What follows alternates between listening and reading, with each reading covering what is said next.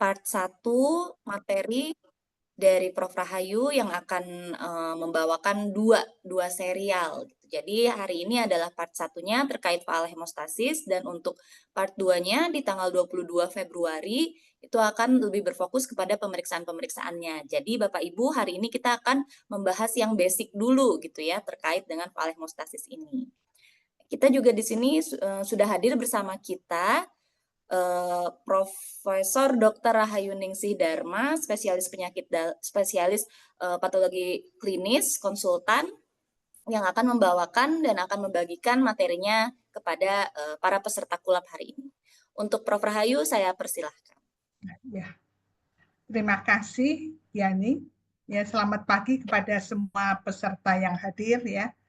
Jadi saya mendapat tugas hari ini untuk refreshing ya. Saya yakin semua yang hadir itu kan sudah pernah mendapat materi ini, tapi mungkin itu sudah lama, jadi barangkali ada yang sudah lupa. Jadi pada kesempatan ini saya akan menyegarkan kembali lah ya. Sebelum kita nanti membicarakan mengenai pemeriksaan laboratorium, kita perlu memahami faal hemostasis ya. Jadi nanti pada sesi 2 di tanggal 22 kita akan mendiskusikan tentang pemeriksaan hemostasis ya. Jadi hari ini saya hanya akan membicarakan tentang faal hemostasis. Saya akan share screen ya. Ada. Maaf nih. Sebentar ya, kok jadi hilang nih tadi.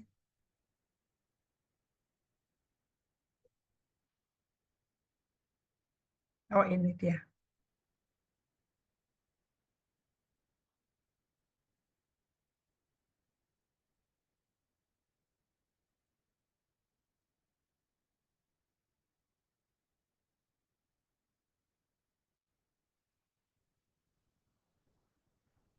Ya, kita mulai.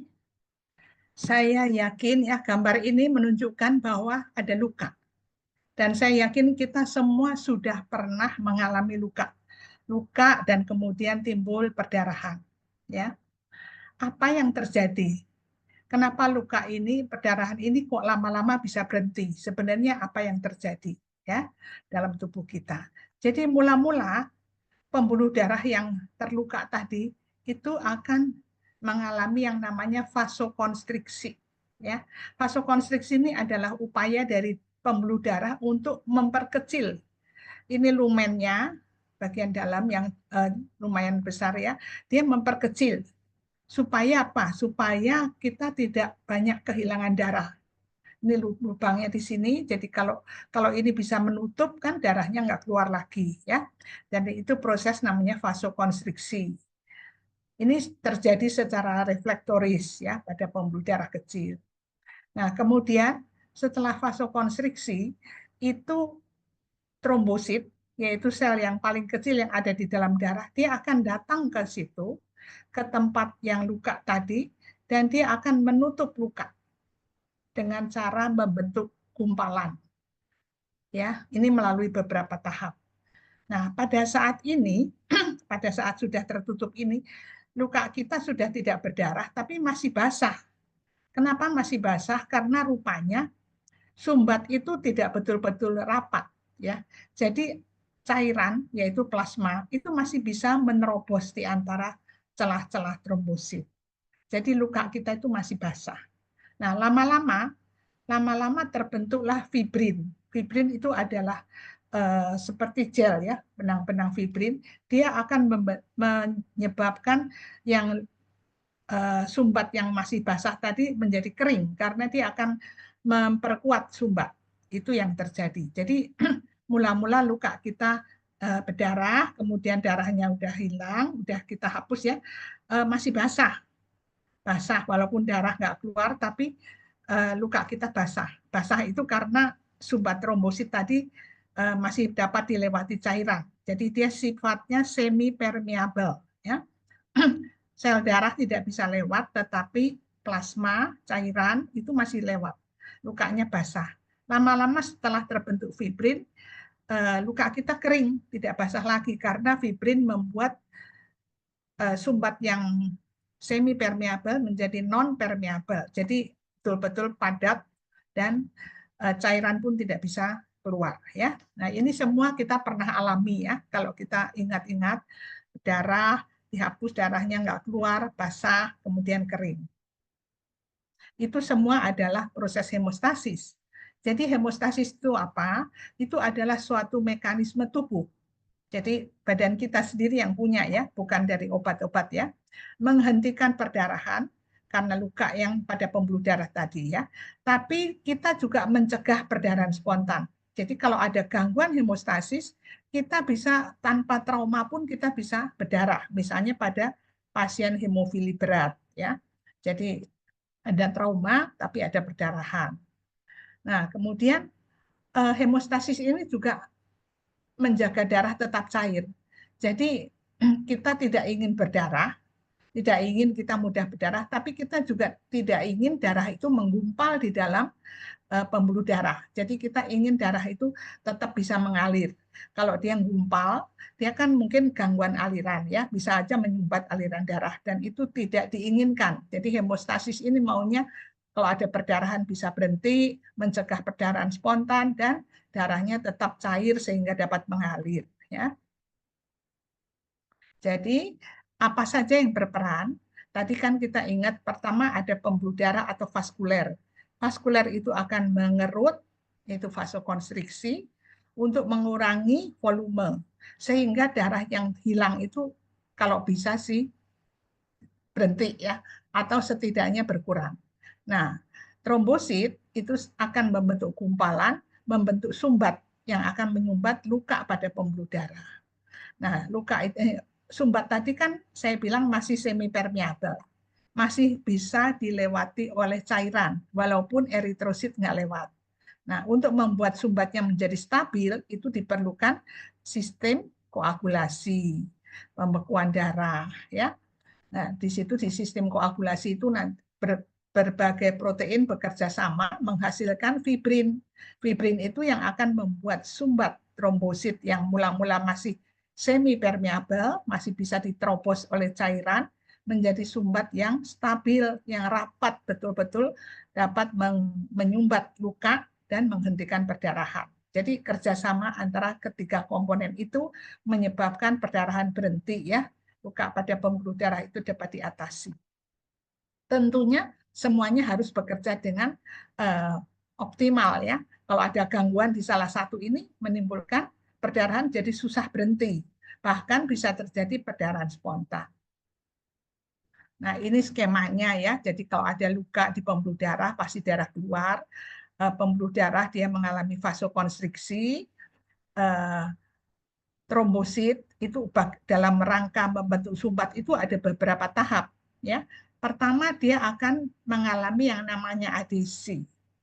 Mungkin masih ingat dulu ya di ilmu alam. Adesi itu trombosit melekat pada permukaan lain. Permukaan yang bukan trombosit. Dalam hal ini kalau kita pembuluh darah luka, endotel yang merupakan bagian yang paling dalam ya, sel yang melapisi permukaan dalam itu terkelupas sehingga trombosit itu akan ketemu atau terpapar dengan jaringan subendotel. Nah, dia akan menempel di situ.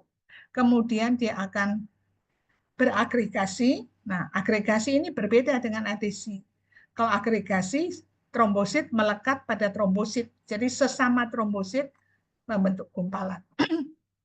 Kalau adesi, trombosit melekat ke permukaan lain. Ya, nah ini prosesnya mula-mula adesi, kemudian agregasi, dan pada waktu agregasi itu trombosit sebenarnya mengalami aktivasi. Nah, pada aktivasi antara lain ada perubahan pada membran trombosit, ya, dan itu akan menyebabkan suatu fosfolipid yaitu fosfatidilserin ini di membran trombosit itu madep keluar. Yang tadinya dia menghadap ke dalam, dia menghadap keluar, sehingga dia berperan pada proses koagulasi, membantu faktor-faktor koagulasi. Ini fosfatidilserin. Kalau masih ingat, kalau kita lihat skema itu ada yang namanya PF3. Ini yang dimaksud adalah fosfatidilserin, ya. Dan ini sistem koagulasi ini akan hasilnya fibrin. Sedangkan trombosit hasilnya adalah sumbat. Sumbat trombosit atau kadang disebut juga sumbat hemostatik. Nah, mula-mula sumbatnya ini masih semi permeable, jadi masih dapat dilewati cairan. Dengan adanya fibrin, maka sumbat ini menjadi stabil karena dia sifatnya yang semi permeable menjadi non permeable. Nggak, tidak ada lagi cairan yang dapat lewat, ya, apalagi eritrosit. Jadi kita perdarahannya berhenti karena luka tadi ditutup oleh sumbat yang stabil, ya. Jadi ada kerjasama antara vaskuler, trombosit, dan sistem koagulasi. Kalau sistem koagulasi ini kita sebut sebagai hemostasis sekunder, kalau trombosit ini hemostasis primer, ya. Nah, kita lihat peran dari masing-masing komponen tadi. Saya yakin teman-teman masih ingat ya, kalau pembuluh darah itu jenisnya berbeda-beda. Ada yang arteri. Arteri ini kan yang membawa darah yang dari jantung atau dari mana cabang-cabang yang membawa darah menuju ke organ-organ, ya. Kemudian jadi dia membawa oksigen dan membawa nutrien, ya, ke jaringan. Sedangkan vena itu kan pembuluh darah balik dari jaringan kembali yang nantinya kembali ke jantung. Nah, pembuluh darah yang kecil kapiler. Kemudian ada arteriol. Ini arteri makin kecil, arteriol kemudian menjadi kapiler. Kapiler sampai ke jaringan, nanti pembuluh baliknya ada venula. Venula ini vena yang kecil. Dia bergabung lama-lama jadi vena yang lebih besar. Kembali ke jantung, ya. Ini jadi ukurannya berbeda-beda, ya. Nah, dinding pembuluh darah itu yang paling dalam namanya tunika intima. Tunika intima ini terdiri dari sel endotel yang menghadap ke dalam, yang bersinggungan dengan darah, ya, menghadap ke dalam, dan di bawahnya ada membran basalis. Kemudian ada tunika media, lapisan tengah. Dan ini ada sel otot polos, ada elastik, ada kolagen. Nah, sel otot polos inilah yang bisa berkontraksi, khususnya pada arteri, dindingnya tebal karena ininya tebal, ya. Kemudian yang paling luar ada tunika adventitia. Ini adalah jaringan ikat yang tebal. Tapi pada pembuluh yang kecil-kecil ini tidak ada ini tunika adventitia, ya. Ini misalnya pada post capillary venula. Jadi kapiler-kapiler yang udah ke jaringan gitu sudah nggak ada tunika adventitia. Sel endotel itu memproduksi bermacam-macam zat yang masing-masing punya peran. Ada yang namanya NO atau nitric oxide, ada prostasiklin. Ini kedua zat ini menyebabkan pembuluh darah itu melebar, vasodilatasi, dan mencegah agregasi trombosit. Sedangkan tromboksan A2 ini sifatnya berlawanan dengan prostasiklin. Dia menyebabkan atau merangsang agregasi. Kemudian ada endotelin. Ini menyebabkan vasokonstriksi. Dan ada faktor von Willebrand. Faktor von Willebrand ini sebenarnya, ya, dia itu suatu protein yang besar yang akan berperan pada adesi trombosit, ya, nanti diuraikan. Nah, ini tunika media mengandung pembuluh darah, mengandung sel otot polos, ya, dan kolagen, ada elastik. Tapi kalau pembuluh darah yang kecil tidak ada tunika adventitia. Pada beberapa vena itu ada katupnya, khususnya yang vena-vena di tungkai, ya. Tujuannya apa? Supaya darah yang dari bawah ke atas nggak balik lagi ke bawah, ya, karena ada katupnya. Nah, apa fungsi vaskuler? Pertama, vasokonstriksi, menghentikan perdarahan, mengurangi kehilangan darah, kan. Kalau pembuluh darah volumennya mengecil, kan, darah yang hilang itu makin sedikit. Kemudian dia menghasilkan tissue factor. Tissue factor ini dulu kita sebut sebagai tromboplastin jaringan. Yang menghasilkan itu adalah tunika adventitia yang paling luar, ya. Dan ini nanti berperan pada koagulasi. Ada faktor 12 ini teraktivasi kalau ada kerusakan dari pembuluh darah, ya. Karena dalam kondisi normal, faktor 12 itu ketemunya sama endotel yang utuh. Kalau endotelnya rusak, di bawahnya kan ada subendotel. Nah, dia nanti faktor 12 ketemu sama subendotel, jadi dia teraktivasi. Kolagen ini juga menyebabkan adesi trombosit ya. Jadi di bawah endotel itu ada jaringan kolagen. Kolagen ini nanti yang menyebabkan adesi. Nah, untuk adesi ini ada jembatannya yaitu faktor von Willebrand. Jadi faktor von Willebrand menghubungkan trombosit dengan subendotel ya. Nah, ini peran dari sel endotel ya. Dulu kita tidak mengetahui bahwa kita pikir sel endotel ya udah bersifat inert gitu ya. Ternyata dia punya peranan yang sangat besar. Pada kondisi utuh, jadi sel endotelnya tidak rusak, intak ya, itu sifatnya non trombogenik. Sedangkan pada endotel yang disfungsi atau yang rusak, dia bersifat trombogenik. Ya, nah kenapa dia menjadi non trombogenik ini yang utuh ini? Karena sel endotel itu menghasilkan bermacam-macam zat. Pertama ada yang namanya tissue plasminogen activator. Ini nanti kita akan uraikan atau kita diskusikan pada fibrinolisis.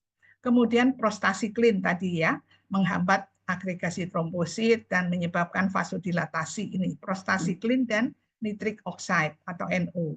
Kemudian ternyata di atasnya sel endotel itu ada heparan sulfat.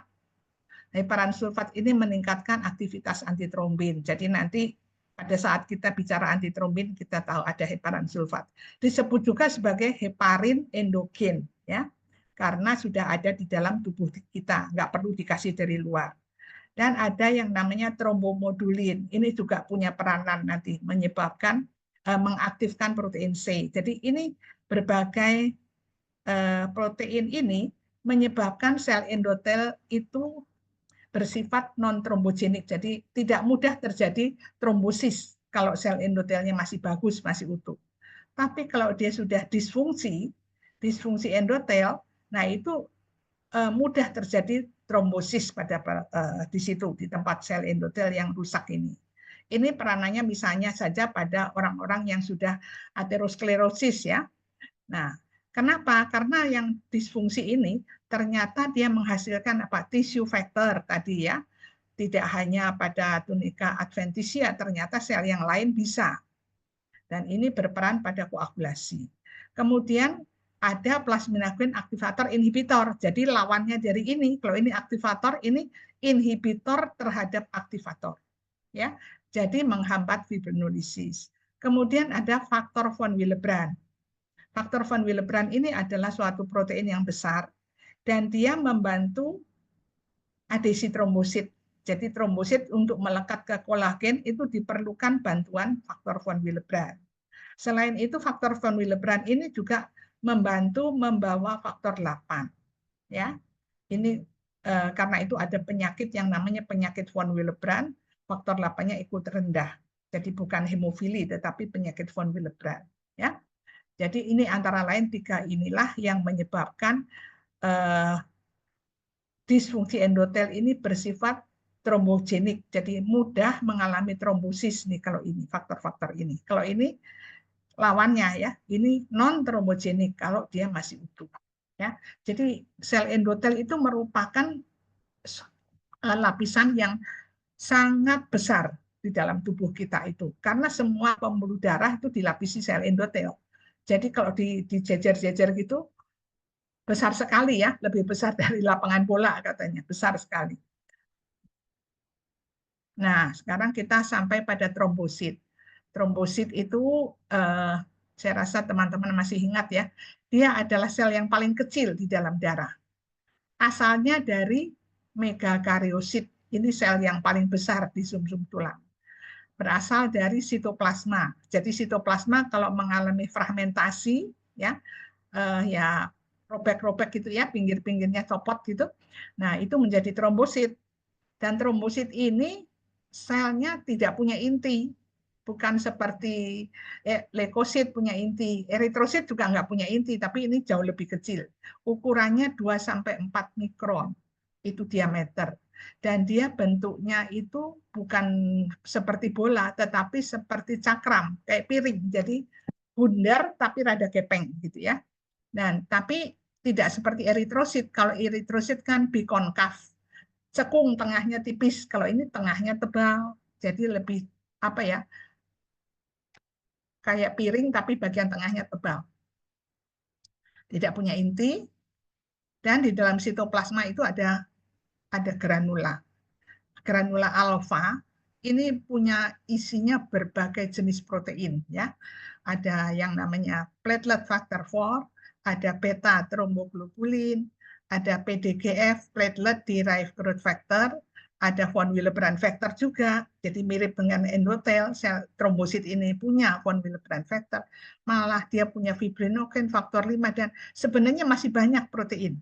Karena apa? Karena trombosit ini bisa menyerap berbagai jenis protein yang ada dalam plasma masuk melalui saluran masuk ke dalam granula ini ya. Mungkin audiens atau para peserta masih ingat beberapa bulan atau beberapa tahun yang lalu orang memakai AAPRP untuk mengobati ya. Nah, itu sebenarnya yang dipakai untuk pengobatan ini adalah isi granula ini ya. Bahkan pada pasien-pasien yang COVID yang mengalami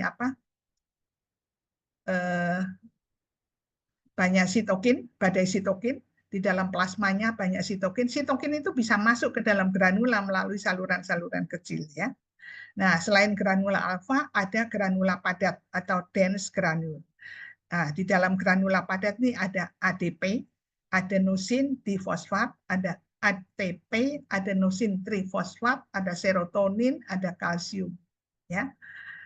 Nah, nanti kalau ada suatu yang namanya rilis reaksi atau reaksi pelepasan, ini isi granul ini dikeluarkan dari trombosit. Ya. Dan isi granula yang antara lain ada growth factor ini dipakai oleh dokter-dokter untuk mengobati, antara lain misalnya dokter ortopedi atau dokter apalagi ya, untuk mengobati lah misalnya untuk dokter kecantikan juga untuk dipakai ini PDGF ya.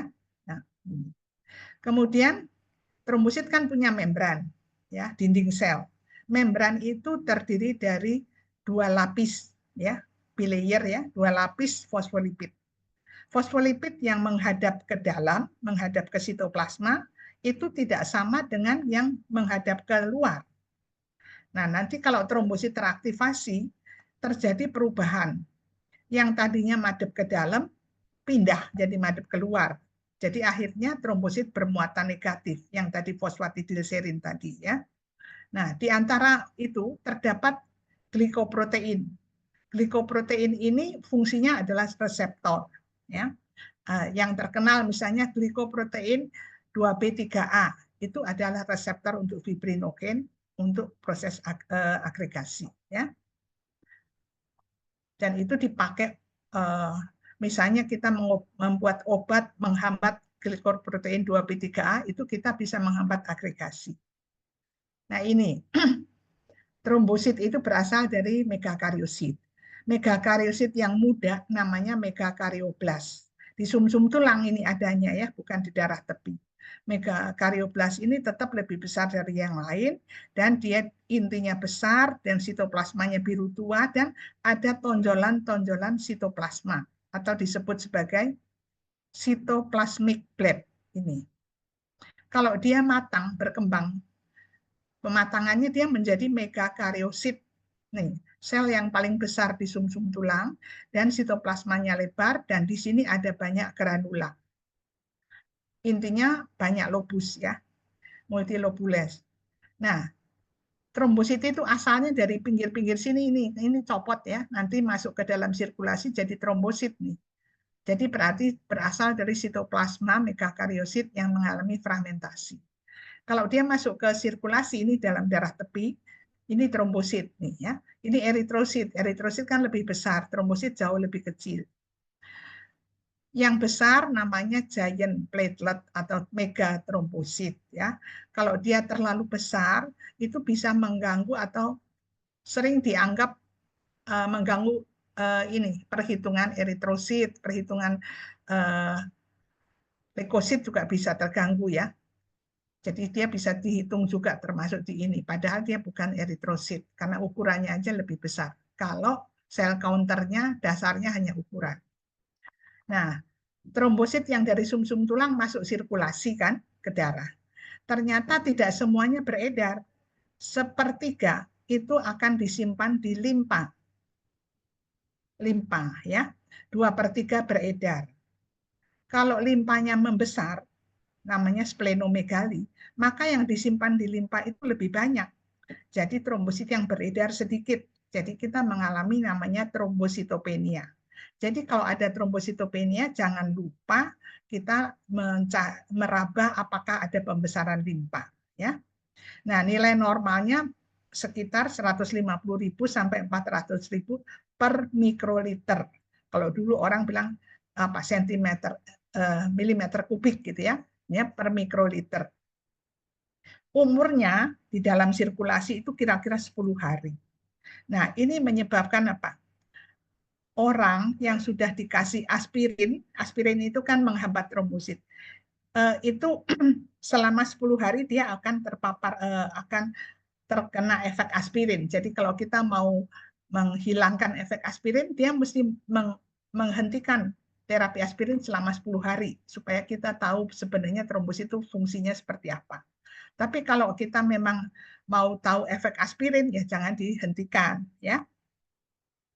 Nah ini, kalau dengan mikroskop elektron, itu ternyata trombosit itu tidak sederhana ya. Ini dipotong-potong melewati ekuatornya ya. Jadi di bawah membran itu ada namanya mikrotubul yang bisa berkontraksi. Terus ini yang namanya granula padat, ada granula alfa, kemudian ada mitokondria seperti sel yang lain, ada glikogen. Nah ini yang lubang-lubang yang kosong-kosong ini sebenarnya adalah suatu kanal yang terpotong ya. Jadi permukaan trombus itu ada lubang-lubang. Lubang-lubang ini merupakan muara dari suatu saluran yang berkelok-kelok masuk ke dalam. Ini berkelok-kelok sehingga dipotong-potong, potongannya macam-macam. Masuk ke dalam dan dia merupakan saluran untuk mengeluarkan isi dari granula. Ya, selain sebagai saluran mengeluarkan, juga dia merupakan jalan masuk dari berbagai zat dari plasma masuk ke dalam trombosit ya lewat lubang-lubang ini ya. Nah, ini kalau trombosit teraktivasi, yang bentuknya tadinya cakram, itu bentuknya menjadi lebih bulat, lebih tebal ya. Ini kan seperti apa? Seperti cakram, bagian tengahnya tebal. Kalau teraktivasi dia lebih tebal, lebih bulat, tapi ada tonjolan, ada kayak apa ya? Tonjolan ini namanya kaki palsu, pseudopodia, kaki palsu. Nah, ini kaki palsu ini punya peran. Kalau trombosit beragregasi, saling melekat, ini menyebab ikatan antara pseudopodia yang sini ke sini kan menyebabkan agregasi menjadi lebih kuat ya. Ini yang teraktivasi, bentuknya udah nggak bagus lagi, udah ada tonjolan.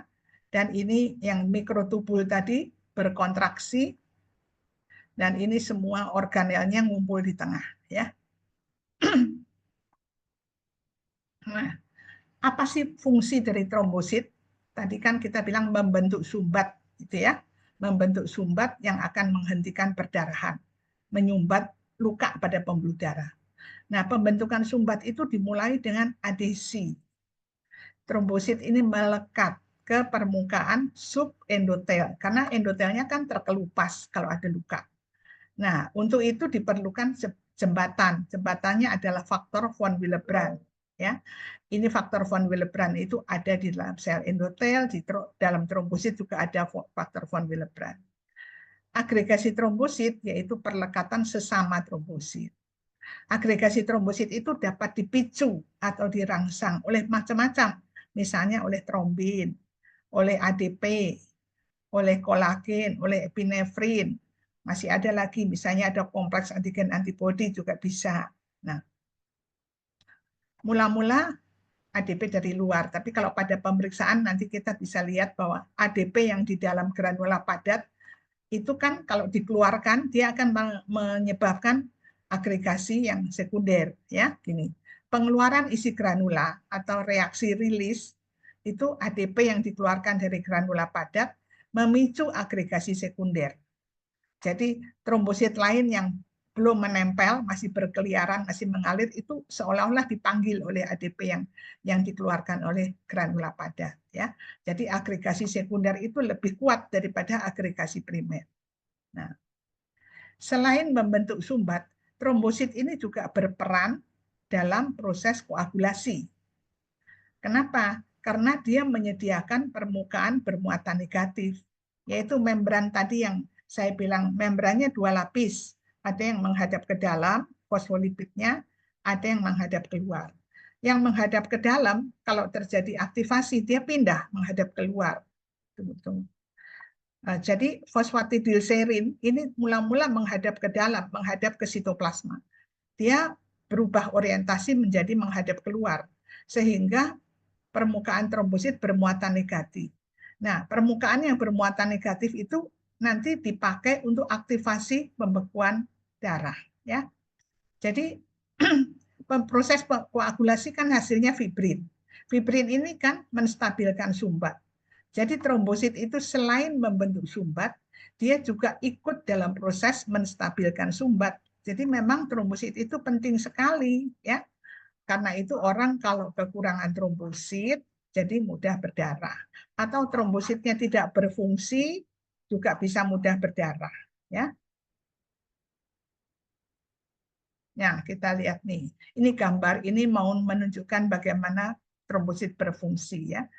Ini adalah endotel, ya. Ini pembuluh darah, kita potong satu sisi aja, sebelah sana ada sisi lagi. Nah, paling dalam kan endotel. Di bawahnya ada subendotel. Di subendotel ada kolagen, ada elastik dan sebagainya. Nah, kalau ada luka, trombositnya nempel ke sini, ke subendotel, ya. Untuk nempel, dia perlu ini jembatan. Jembatannya adalah faktor von Willebrand factor, VWF. Kenapa ditulis ini ada 8? Karena di dalam darah, von Willebrand ini membawa faktor 8. Tapi yang berfungsi pada adesi hanya VWF. Faktor 8 tidak. Ya.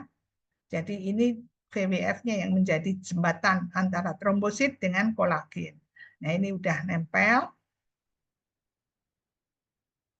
Yang nempel ini kan teraktivasi, yang tadinya bentuknya diskoid, dia menjadi ini, ya, nempel ke sini, terus dia mengeluarkan isi dari granula.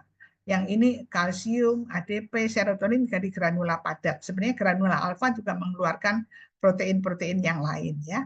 Nah, ADP ini dia kan bersifat sebagai pemicu agregasi. Jadi trombosit yang masih beredar itu dipanggil sama ADP untuk ikut nempel di sini. Nah, lama-lama terbentuk gumpalan. Jadi ini agregasi trombosit saling menempel, ya. Tapi selain terjadi agregasi, terjadi perubahan pada membran. Yang tadi yang fosfatidilserin tadi, ya. Yang tadinya madep ke dalam, dia pindah ke madep keluar. Ini digambarkan sebagai cekungan. Nah, nanti terjadi aktivasi dari faktor koagulasi di permukaan trombosit, ya, karena trombosit sudah menyediakan permukaan bermuatan negatif sehingga di situ terjadi aktivasi koagulasi. Nah, aktivasi koagulasi menghasilkan fibrin, ya. Ini digambar sebagai jaring-jaring. Jadi pada saat ini sumbatnya masih semi permeabel. Cairannya masih bisa lewat-lewat celah-celah. Tapi kalau sudah ditutup oleh fibrin, sumbat ini menjadi stabil dan non permeabel, ya. Ini akhirnya kita dapat menghentikan perdarahan. Sedangkan di sini memang darah nggak keluar, tapi cairan masih keluar. Jadi terjadi lukanya masih basah. Kalau ini lukanya sudah kering. Itu yang terjadi kalau kita ada luka. Nah, Tadi kita sudah membicarakan mengenai pembuluh darah dan trombosit. Sekarang ada sistem koagulasi. Jadi ada banyak faktor koagulasi yang berperan, ya, dan itu diberi nomor dengan angka Romawi. Nomor ini berurutan. Ini menunjukkan yang urutan ditemukannya. Pertama kali rupanya yang ditemukan dikasih nomor 1 itu adalah fibrinogen. Jadi fibrinogen ini paling berperan ya, karena apa? Dia nantinya akan menjadi fibrin. Jadi dia prekursor, asal usul fibrin itu ya berasal dari fibrinogen ya. Yang seperti gel yang akan membuat sumbat trombosit menjadi stabil. Nah, untuk terjadinya fibrin itu diperlukan faktor-faktor lain. Faktor 2 itu adalah protrombin. Ya, protrombin ini nanti kalau aktif menjadi trombin, ya. Dan dia adalah suatu enzim proteolitik. Masih ingat kan ya, kalau ada akhiran ase ini kan enzim. Protease berarti enzim yang memecah protein. Kenapa ada serin? Karena dia mempunyai active site pada asam aminoserin. Ya. Nah, kemudian ada tromboplastin jaringan atau tissue factor. Tissue factor ini tadi yang saya sampaikan lewat jalur ekstrinsik ya, yang dihasilkan oleh tunica adventitia, dan dia memicu jalur ekstrinsik. Maaf ya, ini bunyi terus. Kemudian ada faktor 4. Ini satu-satunya yang bukan protein ya, dia ion kalsium, dan dia ternyata berperan misalnya menjadi jembatan ya, nanti pada ada satu reaksi jembatan antara gugus gamma karboksi glutamat dengan fosfolipid ini yang tadi yang fosfatidilserin tadi. Kemudian ada faktor 5 proakselerin. Ini bukan enzim tapi kofaktor, jadi hanya membantu.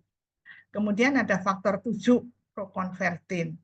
Ini enzim protease serin sama gamma protein. Maaf ya.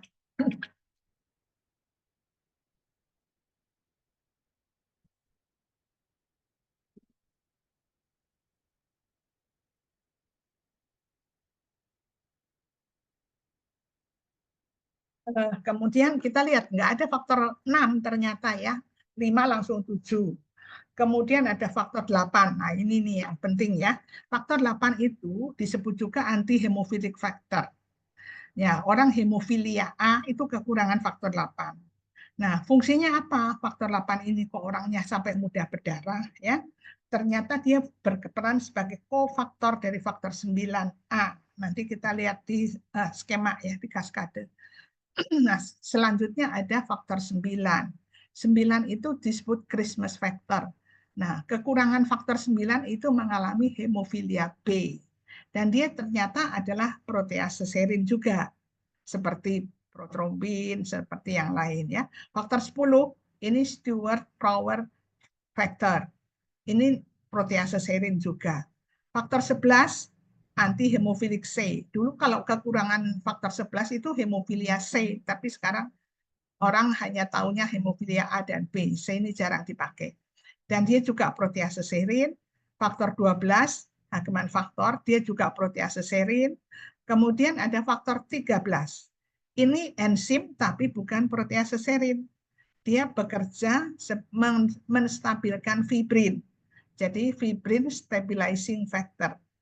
Dia menghubungkan glutamin, jadi transglutaminase ya. Nanti kita lihat peranannya di mana.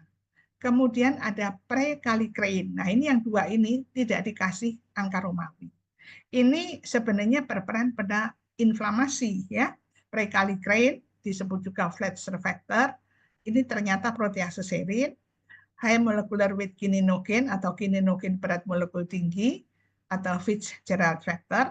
Ini merupakan kofaktor. Jadi kalau kita lihat ada kebanyakan protease serin, tapi ada juga yang berfungsi sebagai kofaktor, yaitu HMWK, faktor 8 dan faktor 5. Ada 3 yang berperan sebagai kofaktor. Yang lain kebanyakan protease serin. Kalau fibrinogen bukan protease serin karena dia menjadi substrat untuk trombin. Dialah yang nantinya menjadi fibrin, ya. Nah, kenapa saya perlu sampaikan tentang vitamin K, ya? Dulu seingat saya, zaman saya masih baru lulus, orang berdarah langsung suntik vitamin K. Sebenarnya tidak benar, ya. Karena perdarahan itu tidak selalu karena kekurangan vitamin K, ya. Ya, kecuali pada bayi baru lahir itu memang harus dikasih vitamin K. Nah, sebenarnya vitamin K itu apa? Kenapa dia dihubungkan dengan hemostasis? Nah, ternyata dia diperlukan untuk suatu proses yang namanya karboksilasi. Itu merubah gugus glutamic acid, singkatnya GLU, menjadi gamma karboksiglutamat atau GLA. Ini diperlukan vitamin K. Nah, ternyata ada beberapa protein, ya faktor koagulasi maupun inhibitor, yang membutuhkan proses ini, proses karboksilasi, yaitu protrombin, faktor 7, faktor 9, faktor 10. Ada 4 faktor. Dan ada yang berfungsi sebagai inhibitor, yaitu protein C, protein S, dan protein Z. Ya. Nah, defisiensi vitamin K, ini proses ini nggak terjadi karboksilasi. Ya, jadi sehingga gugus tidak terjadi GLU menjadi GLA ini nggak terjadi. Sehingga yang namanya protrombin 7, 9, 10 protein C ini tetap mempunyai GLU, tidak bisa merubah menjadi GLA. Jadi masing-masing protein itu mempunyai beberapa residu glutamic acid, ya, yang seharusnya berubah menjadi gamma karboksiglutamat dengan peran vitamin K. Tapi kalau vitamin K-nya tidak ada atau defisiensi, proses ini nggak terjadi, sehingga dia tetap dalam bentuk GLU. Nah, dalam bentuk GLU, dia tidak bisa berfungsi. Jadi kamu walaupun protrombinya cukup, 7 cukup, 9, 10 cukup, nggak bisa berfungsi di dalam proses koagulasi. Ya. Jadi masing-masing itu masih punya GLU, nggak punya GLA. Dan itu namanya PIVK. PIVK adalah singkatan dari protein, P-nya ya, induced by vitamin K absence or antagonis. Jadi kalau defisiensi vitamin K ada PIVK. Ada antagonis vitamin K misalnya warfarin, ya kumarin itu kan antagonis vitamin K. Jadi orang-orang yang dapat warfarin itu dalam darahnya adanya PIVK ya. PIVK 2, PIVK 7, PIVK 9, PIVK 10 gitu loh. Dan tidak bisa berfungsi dalam koagulasi. Ini nih. Jadi ini yang masih berupa prekursor, itu dia gugusnya, masing-masing punya gus GLU, macam-macam, ada yang punya 2, ada yang punya berapa, nggak sama ya. Nah, GLU ini yang dia masih dalam bentuk GLU tidak bisa berperan pada koagulasi. Dia harus mengalami proses karboksilasi dengan enzim karboksilase dibantu vitamin K. Kalau gitu, GLU-nya berubah menjadi GLA, gamma karboksiglutamat. Nah, ini betul kalau udah mengalami proses ini dia betul-betul jadi protrombin 7, 9, 10 yang bisa berfungsi pada koagulasi, ya. Nah, untuk ini vitamin K ini ternyata ada perubahannya juga. Dia bisa jadi K2, bisa menjadi vitamin K epoksit. Nah, ini ada siklusnya juga. Dan kalau kita kasih kumarin, warfarin, ini terganggu sehingga proses ini juga terganggu. Sehingga berada dalam bentuk PIVK, ya, yang tidak bisa berperan atau berfungsi. Nah, sekarang sebenarnya proses koagulasi itu apa? Dia ternyata adalah suatu reaksi berantai. Jadi reaksinya nggak cuma satu ya, nanti hasil reaksi mengaktifkan reaksi berikutnya. Reaksi berantai perubahan proenzim, ya. Proenzim itu artinya belum aktif ya. Proenzim atau ada juga yang menyebutnya simogen, proenzim menjadi enzim. Jadi reaksi berantai proenzim menjadi enzim. Nah, jadi dalam kondisi belum aktif proenzim ini berupa proenzim. Setelah diaktifasi menjadi enzim, enzimnya apa? Enzim proteolitik. Ya kan tadi protease serin kan? Banyakan begitu ya. Nah, hasil akhir dari reaksi berantai itu adalah terbentuk fibrin. fibrinogen berubah menjadi fibrin ya. Dan mekanismenya itu macam-macam. Ini tergantung teorinya, ini berkembang terus ya. Zaman saya sekolah ini belum ada ini. Nah, ini kemudian ini sekitar tahun 1960-an itu ada teori air terjun atau waterfall. Kenapa namanya air terjun? Itu skemanya mirip air terjun yang bertingkat-tingkat ya, kaskade ya. Kemudian teori ini mengalami revisi karena ada setelah diteliti kok ada yang kurang pas, kurang betul, direvisi namanya revised teori. Dan kemudian belakangan ini muncul namanya cell based teori, cell based model. Jadi yang melibatkan sel. Jadinya cell based. Nah, ini adalah teori air terjun atau kaskade ya. Nah, itu kita mengenal ada dua jalur, ada ekstrinsik, ada intrinsik. Nah, kenapa namanya ekstrinsik? Karena dia dimulai dengan tissue factor. Tissue factor kan yang kita ketahui berasal dari tunica adventitia. Dan tunica adventitia itu kan di dinding pembuluh darah paling luar. Dia nggak ketemu sama darah, kan dia paling luar. Yang bersinggungan dengan darah kan endotel. Jadi kalau ada luka, barulah darah ketemu sama tunica adventitia yang menghasilkan tissue factor. Tissue factor ini ternyata dia akan merubah faktor 7 menjadi 7 aktif. Yang tadinya proenzim menjadi enzim. Enzimnya enzim suatu proteolitik ya, yang menghancurkan protein. Nah, ini 7 aktif itu berubah faktor 10 menjadi 10 aktif. Kemudian 10 aktif ini juga proenzim menjadi enzim ya. Nah, enzim ini proteolitik juga protease serin, dia akan merubah protrombin menjadi trombin. Protrombin itu faktor 2. Kalau menjadi trombin menjadi 2 aktif ya. Nah, untuk ini ternyata dia dibantu dengan 5A. Tapi 5A ini bukan enzim. Dia hanya faktor 5 yang sudah diaktifkan. Yang mengaktifkan adalah 2A. 2A itu adalah trombin ya. Nah, ini faktor 10A dengan faktor 5A itu membentuk namanya protrombinase. Merubah protrombin menjadi trombin ya. Nah, trombin dia akan mengubah fibrinogen faktor 1 menjadi fibrin. Fibrin ini supaya stabil, dia terjadi ikatan yang namanya crosslink. Dia dibantu oleh 13A. Sebenarnya ini ada panah ke sini. 13 menjadi 13A itu oleh pengaruh trombin juga ya gitu. Itu adalah jalur ekstrinsik karena kita mulai dengan masuknya tissue factor ya, dan dianggap tissue factor itu dari luar. Nah, sekarang ternyata tidak hanya dari luar, dari dalam darah juga bisa ada tissue factor, misalnya dari monosit ya. Belakangan diketahui ada monosit bisa menghasilkan tissue factor, disebut sebagai blood-borne tissue factor. Tissue factor yang ada dari darah. Nah, kemudian intrinsik, jalur intrinsik itu kenapa? Kalau ada injury, ada luka pada pembuluh darah, 12 yang tadinya ketemunya cuma sama sel endotel yang bagus, yang nggak rusak, kalau ada luka itu dia ketemu sama yang permukaan asing ya, menjadi 12 aktif. 12 aktif ini kan enzim, ini kan proenzim. Ini enzim proteolitik kan, protease serin, dia merubah 11 menjadi 11 aktif. 11 aktif merubah 9 menjadi 9 aktif ya. Ini proenzim menjadi enzim. 9 aktif dibantu oleh 8 dan kalsium. Merubah 10 jadi 10 aktif dan seterusnya sama.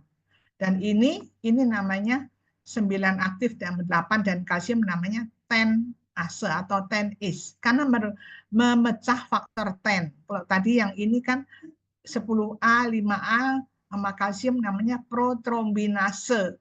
Ya, karena substratnya adalah protrombin. Ya, protrombinase. Kalau yang ini 10 ase karena faktor 10 ya. Dan ini 8 dia menjadi 8A itu juga dipengaruhi atau oleh trombin. 2A ini trombin ya. Tapi ini juga bukan enzim, ini kofaktor. 5A 8A ini kofaktor. Nah, ini namanya jalur intrinsik. Yang dari 10 ke bawah itu kan sama dilewati oleh ekstrinsik maupun dilewati oleh intrinsik ya. Jadi ini kita mesti paham supaya nanti pada waktu pemeriksaan laboratorium kita tahu yang menguji jalur intrinsik apa, yang menguji ekstrinsik apa. Kalau ekstrinsik aja memanjang, intrinsik tidak, di mana kelainannya. Jadi kita harus paham ini ya. Eh, Kalau ekstrinsik itu hanya 7, kalau intrinsik itu banyak ya. Sedangkan mulai dari 10 ke bawah ini namanya common pathway atau jalur bersama ya. Dari 10, 5 protrombin, fibrinogen itu common pathway ya. Nanti di screening koagulasi kita akan didiskusikan lagi gitu ya. Nah, ini adalah kaskade yang asli dulunya. Ternyata belakangan kan tadi saya sampaikan ada lagi yang lain. HMWK sama prekallikrein. Jadi ini jangan lihat yang lain dulu ya, nanti bingung. Lihat bagian sini aja. Ternyata 12 menjadi 12 aktif. Tidak hanya bekerja pada 9 menjadi 9 aktif, tapi 12 aktif itu bisa merubah prekallikrein menjadi kallikrein. Ya, dan kallikrein dibantu high molecular weight kininogen itu juga membantu ini 12 menjadi 12 aktif ya. Jadi ini ada suatu amplifikasi apa ya? Jalur positif feedback ya. Karena dia ini terbentuk dia memperbanyak pembentukannya sendiri jadinya. 12 aktif melalui prekallikrein, kallikrein terus ini lebih banyak ya. Itu. Yang lain nanti kita uraikan lagi yang lain.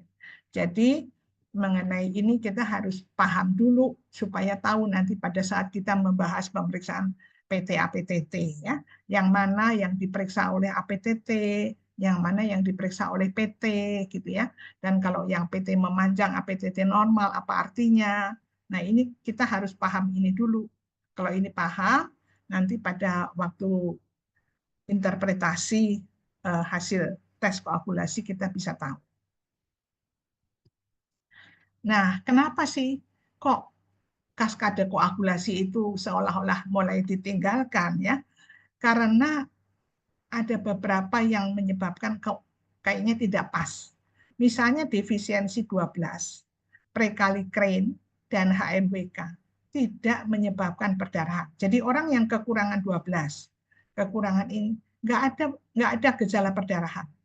Sehingga dianggap bahwa faktor-faktor ini tidak perlu masuk dalam skema koagulasi. Jadi pada teori yang baru ini nggak ikutlah. Kamu kurang juga nggak bikin perdarahan. Ini bagi teman-teman harus paham ya. Kadang-kadang APTT panjang, tapi pasiennya tidak berdarah. Jadi kita harus memikirkan ini. Ya. Nah, kemudian tisu faktor dengan 7A. Dulu yang kita tahu kan dia ke 10. Ternyata dia dapat mengaktifkan 9. Ya. Kalau kita lihat di sini kan ini tisu faktor sama 7A ini kan bentuk kompleks. Dia hanya mengaktifkannya sebenarnya 10 menjadi 10A. Ternyata nanti ada mengaktifkan 9 ya. Jadi ini teori baru. Terus kemudian trombin. Trombin itu ternyata selain mengaktifkan fibrinogen 5, 8, 13, dia juga mengaktifkan 11. Jadi ada beberapa kondisi yang kok nggak sesuai sama kaskade gitu ya. Jadi kita bikin teori yang revise, yang direvisi. Kayak apa ya? Nah, ini agak membingungkan mungkin ya. Ini udah langsung udah jadi aktif ya. Kan ini tadi jalurnya kan ke sana nih. TF7A ini ke ekstrinsik langsung ke jalur bersama kan sampai terbentuk trombin fibrin. Tapi ternyata dia bisa ke sini, bisa ke 9. Nah, selain itu trombin ini selain bekerja pada fibrin, dia bisa juga ke 11. 11 menjadi 11A, 11A ini kan seperti biasa ke 9. 9 dan dibantu 8 dia ke 10. Ya, dengan bantuan ini garisnya lebih tebal ya. Nah, terus berarti trombin yang terbentuk lebih banyak. Jadi mula-mula yang ini jalur yang lurus aja ini sedikit, tapi karena sifat trombin yang bisa ke 11, dia akhirnya jadi banyak ya. Trombin ini juga ternyata tidak hanya menyebabkan pembentukan fibrin, dia nanti berperan pada aktivasi protein C, nanti di inhibitor kita sampaikan. Kemudian juga dia berperan pada fibrinolisis, nanti juga ada uraiannya. Ya. Nah, gambar ini kalau kita lihat, ini ada 3 yang nggak kepake lagi nih, nggak ikut-ikut ya. 12, PK, HMWK ini nggak ikut dalam siklus pembentukan fibrin ini, karena kalau kurang pun nggak apa-apa, nggak ada perdarahan. Jadi ini ada angka 1. Jadi ini yang mulai pertama, ya. Tisu faktor ketemu 7 dengan 7 menjadi 7A ini. Ternyata dia bisa ke sini, ke 10, dia bisa ke 9. Ya, ini angka 2, ini 2. Jadi kalau ke sini, sini kan protrombinase terjadi trombin. Jadi lebih banyak trombin. Mula-mula trombinnya masih sedikit. Tapi trombin bisa mengaktifkan faktor 11 menjadi 11A. 11A mengaktifkan 9 dan menjadi 9A, jadi 9A itu bisa lewat sini, bisa lewat sini. Dan ini dengan 8 membentuk ke protrombinase kan, 10A kan, 10A dan 5A. Nah, ini kan 4 itu ini trombin, tapi ini juga trombin itu pokoknya macam-macam nih ya. Dia bisa mengaktifkan 5, dia mengaktifkan trombosit, dia mengaktifkan 8 ya. Jadi peranannya banyak ini. Kalau udah terbentuk trombin, dia bisa ke 11, dia bisa ke 8 menjadi 8A, ke trombosit ke 5. Nah, 8-nya sendiri dengan 9 yang dihasilkan oleh 11 tadi atau oleh komponen ini TF dan 7A, dia menyebabkan ini lebih banyak ya, dengan angkanya 5. Dan ini berarti hasil akhirnya trombinnya jadi banyak sekali ya, dan trombin yang banyak ini membuat pembentukan fibrin gitu ya. Kalau kita lihat angka-angkanya kan ini pertama, kedua bisa ke sini tapi bisa ke sini juga ya, ke 10 dan ke 9. Nah, 3 itu ini ya. Ini kan hasilnya ada trombin, tapi trombinnya masih sedikit, tapi trombin bisa ke 11, bisa ke trombosit, bisa ke 8, bisa ke 5. Akhirnya terbentuk apa? Trombin yang banyak sekali. Nah, trombin yang banyak membentuk fibrin. Ini 3 nggak ikut ya. Ini revised teori. Nah, belakangan muncul lagi yang baru, namanya cell-based model of coagulation. Ya, ini menurut teori yang ini ada beberapa tahap. Pertama, inisiasi, ya berarti apa ya? Memulai gitu ya. Darah terpapar dengan sel yang mengekspresikan tissue factor. Tadi kan saya sampaikan tissue factor itu sebenarnya dari tunica adventitia, tapi ternyata monosit aja bisa bikin tissue factor ya. Nah, jadi terbentuk kompleks ini. Jumlahnya trombinnya sedikit. Nah, ini amplifikasi trombin mengaktifkan trombosit 5, 8, 11. Ini sebenarnya mirip sama gambar yang tadi ya. Nah, kemudian propagasi. Trombosit yang udah ketemu trombin kan teraktivasi. Terus terbentuk ini tenase, protrombinase, fibrin untuk menstabilkan sumbat. Nah, ternyata ini juga nggak boleh terus-terusan terjadi. Jadi ada tahapan terminasi atau regulasi. Ini ada beberapa inhibitor. Ada TFPI, nanti kita sampaikan ya. Ini membatasi supaya bekuan itu jangan terlalu besar, nanti bisa menyumbat aliran darah. Ya. Nah, ini gambarnya. Ini fase inisiasi. Ini sel yang mengekspresikan TF. Ini kan TF bearing cell. Dan hasil dari ini kan terbentuk trombin kan kedua. Nah, trombin ini bisa bekerja pada macam-macam ini. Ini pada permukaan trombosit ya. 5 menjadi 5A, tadinya 8 nama VWF lepas menjadi 8A ya. Kemudian dari sini trombositnya yang tadi ketempelan kena trombin tadi teraktivasi dan ini terbentuk macam-macam ini ya. Itu cell based model. Jadi cell based itu melibatkan sel yang mengekspresikan tissue factor dan trombosit. Tapi sampai saat ini belum ada tes koagulasi untuk menilai teori ini, ya. Memang teori itu selalu muncul-muncul lagi. Nah, kita kan tidak ingin darah itu menggumpal. Kita mau darah itu tetap cair. Nah, untuk itu kita punya namanya antikoagulan alamiah, punya clearance mechanism atau mekanisme pembersihan, ada sistem hipnolisis. Yang namanya antikoagulan alamiah itu buat apa? Ini menghambat atau menetralkan faktor koagulasi yang aktif. Jadi yang sudah ada A, udah jadi protease serin, ya. Ini. Kalau pembersih itu sel hati dan RES, dia akan membersihkan dari faktor-faktor yang aktif, ditangkap, dibuang. Nah, kemudian ada sistem fibrinolisis itu menghancurkan fibrin dengan proses enzimatik. Jadi fibrin yang terbentuk nggak boleh kebanyakan, yang nggak perlu mesti dihancurkan.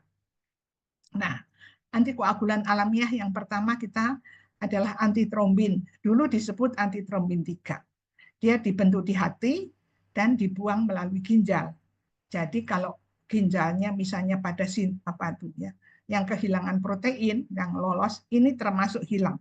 Albumin dibuang, antitrombin dibuang. Jadi orangnya mudah trombosis. Fungsi untuk menetralkan trombin dan semua serin protease. 12A, 11A, 10A, 9A, kalikrein, plasmin ya, banyak tuh. Aktivitasnya meningkat kalau ada heparin dan heparan sulfat. Heparan sulfat ini endogen kan ya di permukaan endotel ya. Nah, gambarnya begini. Ini kalau antitrombin 3 atau antitrombin itu sendirian kayak gini. Mau nempel ke mau menghambat serin protease susah gitulah ya. Di sini ada arginin, di sini ada lysin ya. Nah, kalau ada heparin ini seolah-olah bagian ini terbuka ini sehingga serin protease ini faktor koagulasi yang aktif ini masuk ke sini ditangkap sama arginin jadi nggak bisa kerja ya. Ini teori bagaimana dia bekerja heparin. Nah, tadi kan saya bilang dia reaksi berantai dan dinetralkan oleh ini heparin dan antitrombin. Faktor 12 ini belum aktif. Kalau dia ketemu permukaan yang mengaktifkan, misalnya kerusakan endotel, dia berubah menjadi aktif. Ini adalah bagian yang tajam ini serin.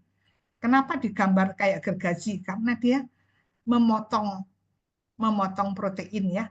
Protease memotong protein dengan aktif site-nya serin. Ini faktor 11.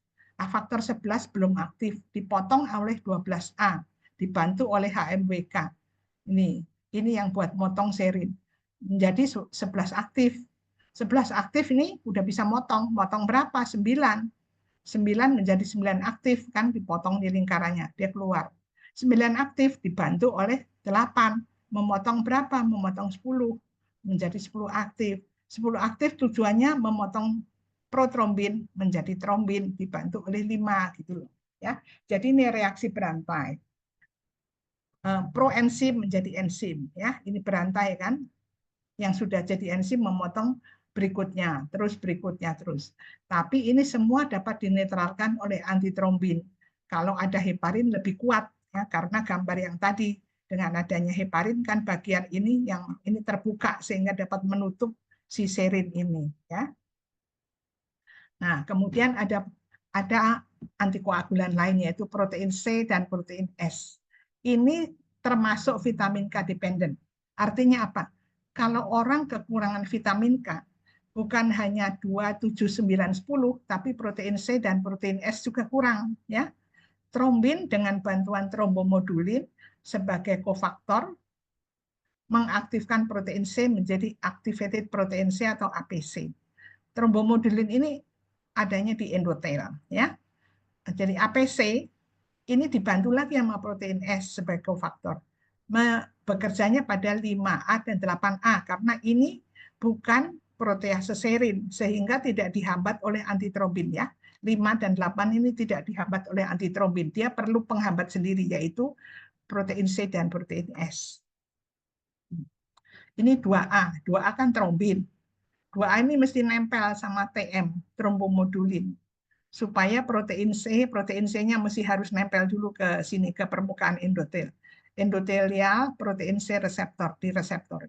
Kalau dia udah ininya nempel, Nah, dia berubah protein C menjadi activated protein C. Activated protein C dia akan membantu protein S yang biru untuk memotong faktor 5A. Ini terjadinya di permukaan trombosit. 5A dan 8A. Dipotong bukan menjadi 6 ya, menjadi 5 inaktif, menjadi potongan-potongan ini.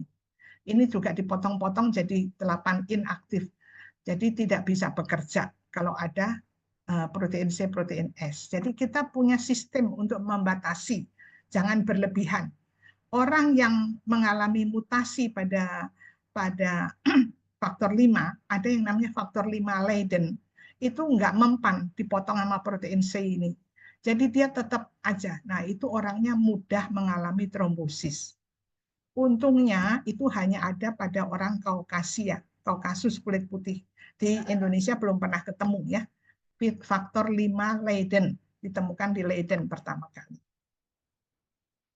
Jadi ada lagi inhibitor yang lain yaitu tissue factor pathway inhibitor. Jadi suatu inhibitor yang bekerja pada jalur tissue factor. Fungsinya yang dihambat 5A, 10A dan 7A. Ya, dua-duanya serin protease ya. Mula-mula dia kompleks sama 10A, membentuk kompleks. Kemudian kompleks ini ketemu sama kompleks ini. Jadi ada kompleks yang terdiri dari 4 komponen. 10 TFPI, 7 TF ya. Ini jadi dia menghambat pada awal sekali ya, karena kan 7A TF ini, TF sama 7A ini kan terbentuknya awal. Nah, ini 10A ketemu TFPI. Kemudian ini ketemu sama kompleks ini. Jadi ini nggak kerja lagi kalau ketemu ini ya. Jadi kita resumenya, antitrombin ini bekerjanya pada trombin 10A, 7A, 9A, 11A, 12A. Ya, ini antitrombin. Kalau protein C, protein S 5 dan 8A. Tapi ini bukan enzim, dipotong-potong. Kalau ini yang tadi itu serin proteasenya dihambat. TFPI bekerjanya pada 7 sama 10 ya. Jadi 3 itu yang kita perlu tahu. Ini bisa diperiksa ya. Kemudian kita punya satu sistem lagi yaitu fibrinolisis dan ini proses ini itu merupakan respon yang fisiologis kalau ada pembentukan fibrin baik intra maupun ekstravaskuler. Jadi kalau di dalam sirkulasi ada fibrin, langsung sistem ini bekerja. Ya, fungsinya untuk menghancurkan fibrin. Maksudnya fibrinnya nggak boleh kebanyakan, kebanyakan nyumbat nanti aliran darah terganggu. Ya, jadi dihancurkan itu dengan cara enzimatik. Dan ini ada yang bekerja itu apa saja? Ada plasminogen, aktivator, sama inhibitor. Sebenarnya yang bisa memotong fibrin itu plasmin, tapi plasmin itu nggak ada, adanya plasminogen ya. Enzim proteolitik dengan bermacam-macam substrat. Jadi dia artinya bisa motong macam-macam. Fibrin bisa, itu fisiologis ya. Bisa motong fibrinogen 5, 8, hormon komplement. Jadi berbahaya, plasmin ini berbahaya karena bisa menghancurkan macam-macam. Dan kita punya aktivator dan inhibitor. Jadi yang ada di dalam darah bukan plasmin tapi plasminogen ya. Dan tidak hanya di darah tapi juga ada di cairan tubuh yang lain. Supaya cairan tubuh itu enggak tersumbat ya. Karena kan fibrin bisa terjadi juga misalnya aja di saluran apa ya, di air mata, di mana gitu. Nah, sekarang aktivatornya apa? Aktivatornya macam-macam. Tadi kita kenal tissue plasminogen activator, TPA. Ini kan yang tadi kita sebut ada di sel endotel, ya. Dan dia itu bagusnya apa? Dia lebih senang menghancurkan fibrin. Kalau UPA dulu dianggapnya berasal dari urin, ternyata sekarang ada di dalam darah juga. Ini dia tidak punya afinitas, jadi siapa aja dia bisa menghancurkan. Kalau ini terutama fibrin. Nah, aktivator ada juga yang tergantung fase kontak. Jadi 12A dan kalikrein itu ternyata juga sebagai aktivator. Ya, ini kan jalur intrinsik ya yang tadi ya. Kemudian ada yang dari luar, streptokinase mungkin banyak yang kenal ya. Ini dulu dipakai untuk pasien-pasien infark ya. Sekarang lebih pakai TPA, produk SK. Ada stafylokinase, kemudian ada yang berasal dari vampir. Nah, kenapa vampir itu kalau kita lihat film-film vampir, kan kalau ngisap darah, darahnya nggak beku-beku karena fibrinosisnya teraktivasi oleh yang berasal dari air liurnya vampir ya. Nah, inhibitornya ternyata ada yang bekerja pada plasmin, kita sebut antiplasmin, ada yang bekerja pada aktivator. Jadi inhibitor terhadap aktivator. Ada PI1, PI2, PI3 ya, plasminogen activator inhibitor. Kalau yang terhadap plasmin ada macam-macam, alfa 2 plasmin inhibitor, alfa 2 makroglobulin, antitrombin. Jadi ini bukan hanya pada jalur koagulasi, pada fibrinolisis juga bekerja, ada antitripsin, ada TAFI, ini yang diaktifkan oleh trombin, ada transamin, ini mungkin kalau dokter-dokter yang praktek tahu ya, orang-orang yang perdarahan misalnya menorahi suka dikasih transamin. Ini sistem koagulasi ya. Ada ekstrinsik, ada intrinsik, ini jalur bersama ke bawah. Hasil akhirnya adalah fibrin yang tadinya soluble menjadi insoluble karena peran dari 13 aktif ya. Nah, fibrin insoluble ini akan dihancurkan oleh plasmin yang ada di permukaan fibrin menjadi fibrin degradation product. Termasuk di sini adalah D-dimer. Jadi kalau kita ketemu D-dimer itu artinya apa? Penghancuran fibrin ya. Kalau fibrinogen nggak ada D-dimer ya. D-dimer itu berarti sudah terbentuk fibrin kemudian dihancurkan oleh fibrinolysis. Jadi plasminogen yang pada permukaan fibrin ini dirubah menjadi plasmin. Di sini yang di dalam darah fluid phase dirubah jadi plasmin juga. Nah, ini plasmin yang dalam darah ini berbahaya karena dia bisa menghancurkan fibrinogen dan lain-lain ya. Ini aktivasi ini terjadi oleh adanya TPA, tissue plasminogen activator atau UPA. Dan ini bisa dihambat oleh inhibitornya, plasminogen activator inhibitor. Khususnya ada ASAT, PI1. Kalau sudah jadi plasmin bisa dihambat oleh antiplasmin ya. Jadi ada yang menghambat dalam plasmin yang dihambat, ada yang menghambat aktivatornya ya. Nah, ini kalau fibrinogen itu molekulnya cuma satu ya. Ada 3 domain. Ada yang hitam, ini domain E. Ada domain D, kiri kanan domain D. Kalau dipecah oleh plasmin, dia bagian D-nya ini yang tadinya lebih berat, potong-potong di sininya juga yang tadinya ada fibrinopeptida A dan B dikurangi. Jadi ini namanya fragmen X. Fragmen X ini dipotong lagi oleh plasmin menjadi fragmen D yang putih ini, dan ini fragmen Y. Kemudian fragmen Y dipotong lagi jadi D dan E. Jadi hasil akhir dari suatu fibrinogen itu D-nya sendiri-sendiri ada dua molekul D yang masing-masing tunggal dan E. Ya. Ini kalau yang dipotong, dipecah oleh plasmin adalah fibrinogen. Tapi kalau fibrinogen ini oleh trombin sudah menjadi fibrin, cross-link fibrin. Jadi ini kan satu molekul fibrinogen, ini fibrinogen tetangganya. Dia itu dari domain D itu terjadi ikatan silang nih ya, cross nih. Ini ikatan silang ini terjadi oleh peran faktor 13 aktif ya. Jadi dia jadi panjang dan masih nggak cuma satu garis ya, ada beberapa gitu ya, bergandengan itu.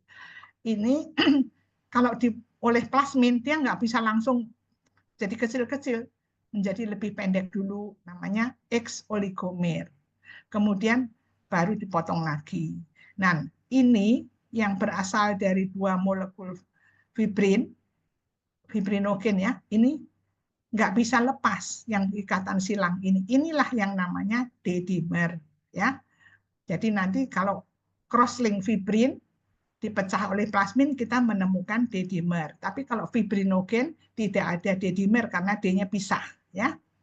Jadi kalau ada D-dimer itu berarti ada fibrinolisis tapi terjadinya adalah cross-link. Jadi sudah peran trombin dan peran plasmin.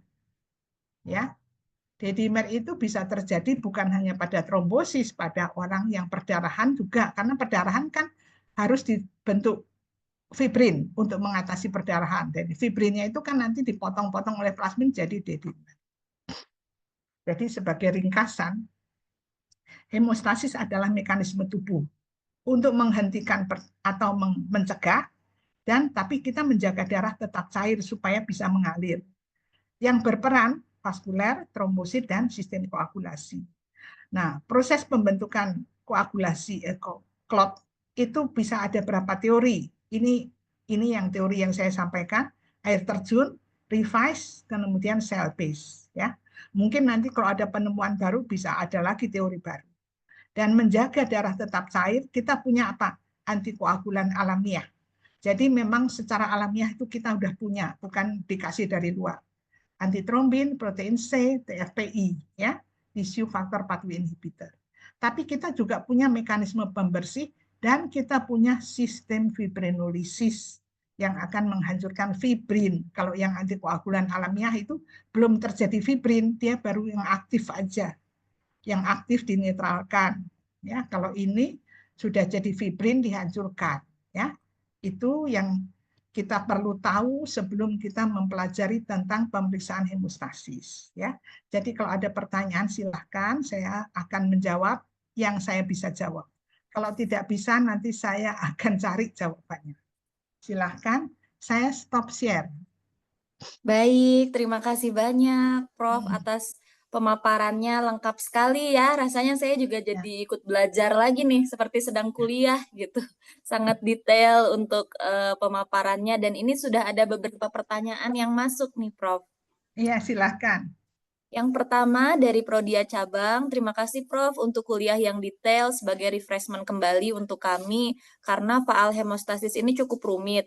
Izin Ya. bertanya Prof, apabila pasien datang ke cabang dan belum ada rujukan dokter namun ada keluhan, sebelum tim customer service arahkan ke dokter CS, kira-kira informasi atau pertanyaan apa yang penting terkait kelainan hemostasis dari pasien?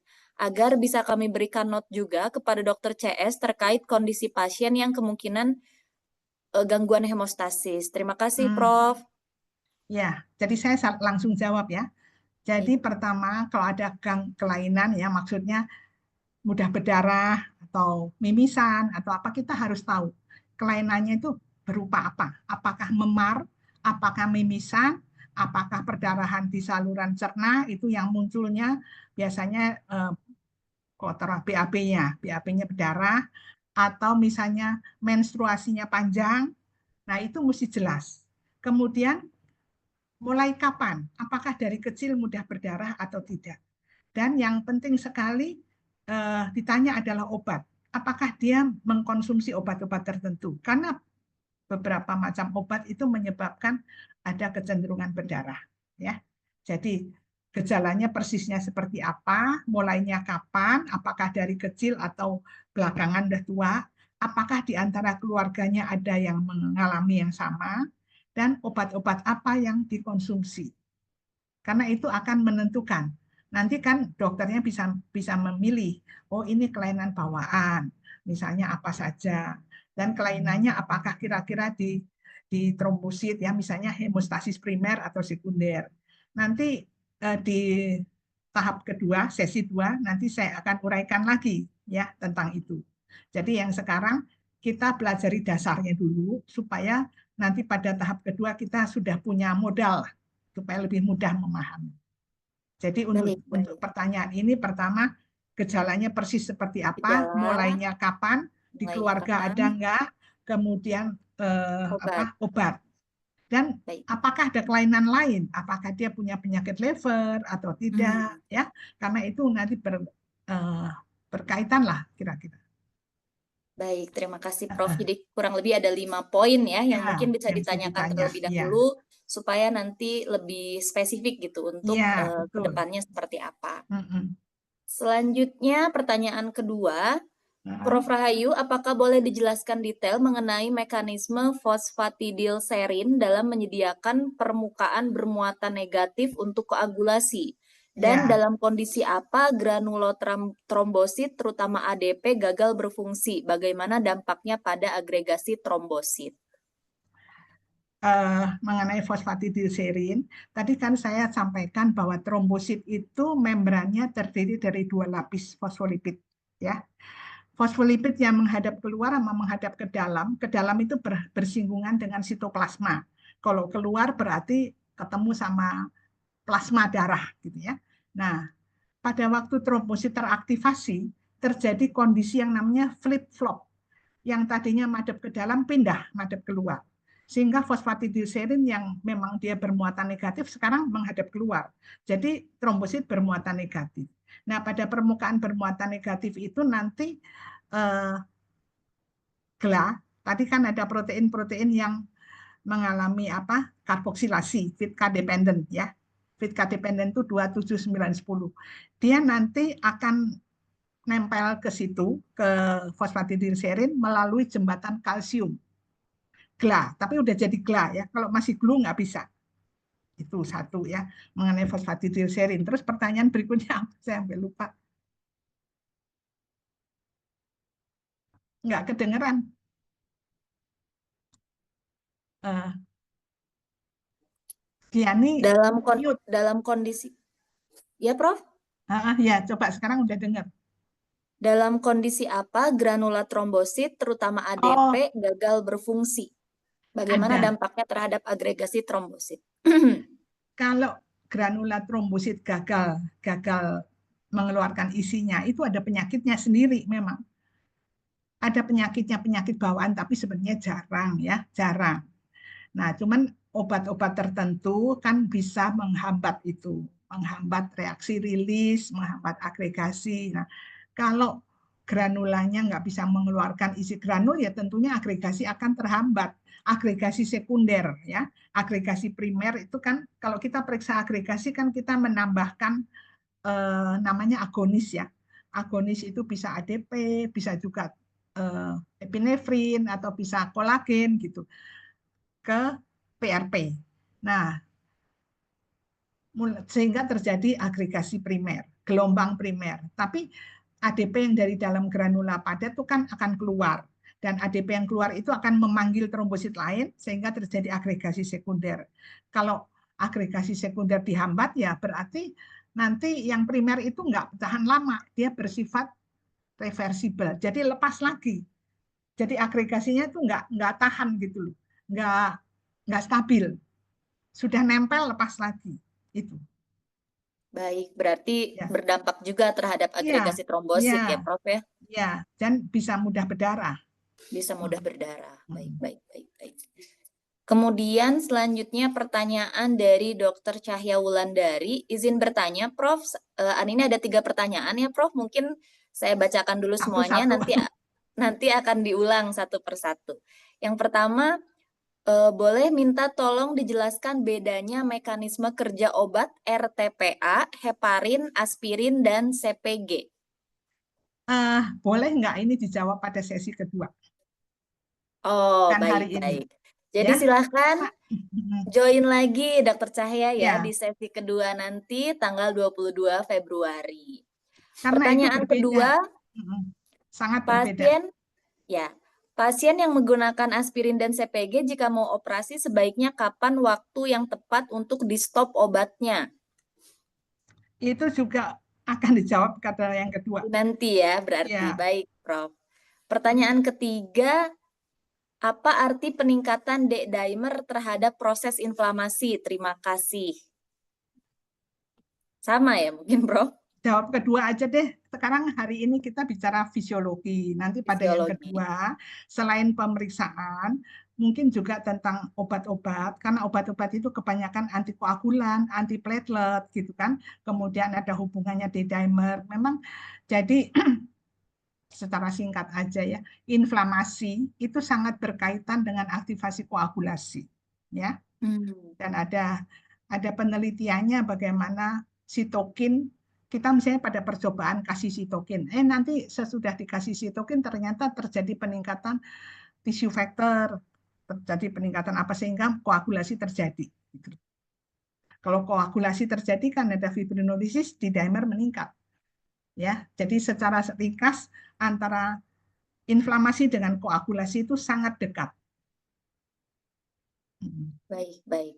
Jadi itu bisa jadi modal juga untuk bahasan di Iya, sesi bahasan selanjutnya yang ya, kedua. Prof ya. Yang kedua akan lebih apa ya, lebih aplikatif ya. Yang ini Lebih hari ini akan aplikatif. faal. Hari ini kita teori dulu ya, Prof ya, Iya, basic betul, teori betul. dulu. Baik. Oke, mungkin saya lanjut ke pertanyaan berikutnya dulu ya, Prof ya. Ya, ya. Pertanyaan berikutnya mengenai revisi teori waterfall model digantikan dengan cell-based model. Apa keuntungan signifikan dari pendekatan ini? Sebenarnya kalau bicara teori itu bukan soal keuntungan ya. Kita nggak cari untung. Teori itu muncul dari suatu apa ya, pengamatan atau riset. Hmm, Pengamatan kan, loh ini kekurangan 12, kekurangan prekalikerin kok orangnya nggak berdarah ya. Jadi itu 3 faktor tuh nggak dipakai kok dalam koagulasi gitu. Jadi di revise nggak muncul. Sebenarnya antara revise sama cell base itu mirip. Cuman cell base itu lebih menonjolkan ini loh ada sel yang mengekspresikan tissue factor gitu loh. Kalau di revise teori kan nggak disebutkan. Tapi kalau kita lihat angka-angkanya kejadiannya kan mirip antara inisiasi, amplifikasi dan apa propagasi. Mirip sebenarnya antara yang gambar tadi loh. Jadi mungkin apa ya, eh, penyempurnaan kali ya. Cell base itu penyempurnaan dari revise teori. jadi Semua memang itu teori. Mungkin semua itu berapa tahun teori. lagi muncul lagi teori baru. Ya, Karena kalau zaman ada saya penemuan sekolah, baru nanti iya, direvisi lagi berarti gitu ya, iya, Prof ya. betul, Akan betul. terus Ya. up to Hmm, date dan mudah-mudahan kita juga akan tetap update dengan iya. perubahan-perubahannya gitu, Hmm, terutama di Prodia ya, karena kami juga iya, harus paham juga nih, Prof gitu. iya. Kemudian selanjutnya mohon pencerahan Prof, apa saja tes diagnostik terkini yang paling efektif untuk mengevaluasi gangguan pada model koagulasi berbasis sel atau cell-based Ah, model. tadi saya Mungkin katakan ya, bahwa itu belum ada, ya. Karena terus terang aja kalau cell base itu kan berarti kita mesti memikirkan sel mana yang mengekspresikan tissue factor. Kalau pada kondisi inflamasi mungkin ada monosit segala. Tapi kalau endotel kan nggak mungkin kita di laboratorium gimana, ya ya, kan? Dan itu sesi kedua deh kita boleh bahas. Sesi hari ini kita tidak akan membahas pemeriksaan. pemeriksaan. Baik, nampaknya sangat menarik nih sesi kedua ini. Nanti Ya, mudah-mudahan juga semakin banyak yang join ya Prof ya, ya. Karena ya, ini sangat menarik dan penjelasan Prof juga runut dan detail gitu. Jadi mudah dipahami juga ya. mudah-mudahan oleh teman-teman dan juga oleh para dokter Prodia maupun dokter yang gabung pada sesi kulap ini. Baik, demikian untuk pertanyaannya sudah terjawab semua ya, kecuali untuk satu pertanyaan dari Dokter Cahya ini yang akan dijawab di sesi selanjutnya. Mudah-mudahan Dokter Cahya bisa join lagi di Kulap di jam yang sama tanggal 22 Februari ya, Prof ya. Ya, Baik, saya ucapkan sekali lagi terima kasih untuk Prof Rahayu yang sudah sharing terkait ilmunya dan sangat mendalam gitu ya terkait dengan basis-basis dari faal hemostasis ini. Saya ucapkan juga terima kasih kepada seluruh peserta yang sudah hadir pada pagi hari ini meskipun kita di long weekend gitu ya masih pada semangat iya, dan juga antusias untuk mengikuti kulap ini. Sebelum saya tutup, mungkin boleh foto bersama dulu, Prof. ya, silahkan. Baik, satu. Saya izin ambil fotonya. Satu, dua, tiga. Baik, terima Ya, kasih, Prof. Rahayu. ya. Selamat Terima kasih pagi, Kiani selamat dan hari yang Minggu. dan semua Iya, peserta dan kemudian apa ya pertanyaan-pertanyaan tadi nanti kita diskusikan pada tahap kedua. Makasih. baik. Jadi Terima kita kasih, bisa tutup Prof. ya. Terima Ya, kasih. saya Ya. tutup. Selamat pagi, selamat hari Minggu, dan selamat berlibur berkumpul Terima bersama kasih, keluarga Prof. untuk Terima semuanya. kasih. Ya. Terima kasih semuanya. Saya Terima boleh kasih, leave Mbak ya. Diani. Ya, silahkan Prof. Terima Ya. kasih Mbak Ina dan Ana yang sudah bantu hari ini. Terima kasih, Mbak Diani.